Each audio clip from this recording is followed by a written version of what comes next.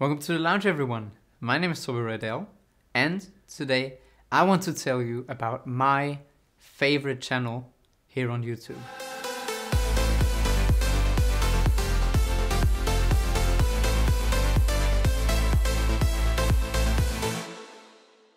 This channel is heartbreaking, heartwarming at the same time.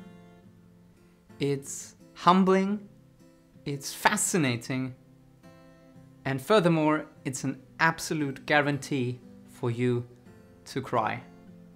The channel I'm talking about is SBSK, Special Books for Special Kids.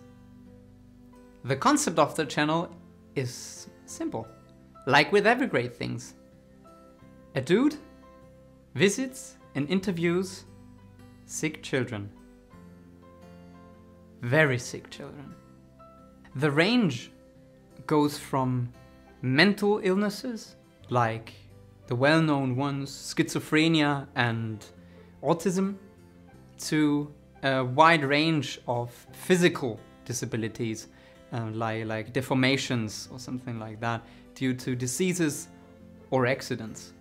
What makes this channel so heartbreaking, heartwarming, I said it in the beginning, all at the same time, and so fascinating, is because of this dude. Chris Ulmer is his name, and the way he interacts with the people, not always kids and young people, but most of the time, and how he interacts with them. It is so heartwarming and open, the way he interacts with those people. You will not come across something like this in a while, I promise you. A video typically consists of two things. First, a person with the story to be told, and Chris, who gives this story the room and the platform it deserves. And he does those interviews so effortlessly, and you're so thrilled by the questions and the answers and how the whole setup really is, that you really that you realize how normal this actually is and should be. On his journey, he's supported by his partner Alyssa, who herself has been diagnosed with several mental disorders, which with the ongoing love and support from Chris, they together fight through. The lessons that every one of us, healthy or healing, can learn from the videos of Chris and Alyssa is more valuable than anything you can learn in schools. I stand by this, and I'm not willing to take that back. I'm standing by this. I learned a great deal of thankfulness, humbleness, respect, carefulness, positivity, and optimism from all of those, mostly kids and children, who tell their stories in the darkest of their times. And if you watch any of their videos, which I encourage you to do, in the darkest of their moments, they're not willing to give up at all. They fight through this, which when you see it, you feel like all is lost. They do not see it that way. And that is really, really powerful. And it's especially staggering if you find out, and this happens once in a while, because it's part of this world, that some stories do not have a happy ending.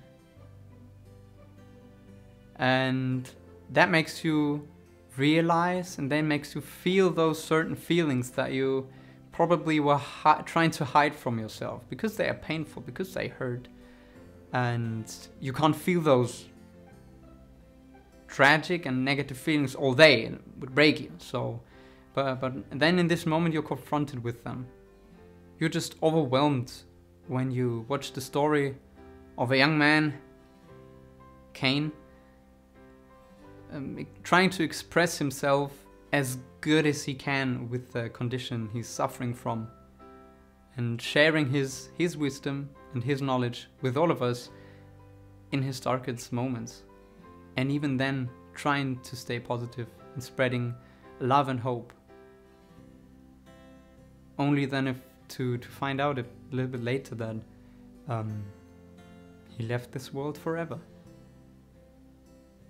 Just a few weeks after the release of one of his last videos. And then Chris comes on with a video telling us that this has happened, and you find yourself devastated by the faith of someone you didn't even know really, but you felt connected. And then that makes you realize that in some way, shape or form, that we all are connected, and that we feel what other people have to go through, and we feel with them, even though they are sitting and living their lives at the other end of the world. But in this moment, you feel the grief with the family, with the friends, and you feel like you knew him for so long time, which of course is not true, and that sometimes leaves you speechless and leaves you thinking, and I believe that's a good thing. Not always, but in general, that's a good thing. Those certain feelings that I referred to a few times by now, these are all things that we know, that deep down in us, we know about them, and many people probably spend the majority of their life hiding those feelings or locking them away because maybe they're afraid of them. But then you have to look at those young people full of power, full of willpower and hope, not wanting to give their sickness, their disease, their situation even an inch. And for that they deserve all my respect. They have all my respect. Just like all the families who are in those videos somewhat in the background, but let's not forget about the families who facilitate this hope, who are there for their relatives, for their children. And of course, Chris. Without him, we all wouldn't know about all of their faiths. I can only recommend, almost urge you to check out their channel. Link is in the description below. And a second link is there for the story that I referred to a little bit earlier. And I can only urge you to definitely pay Special Books for Special Kids a dear visit.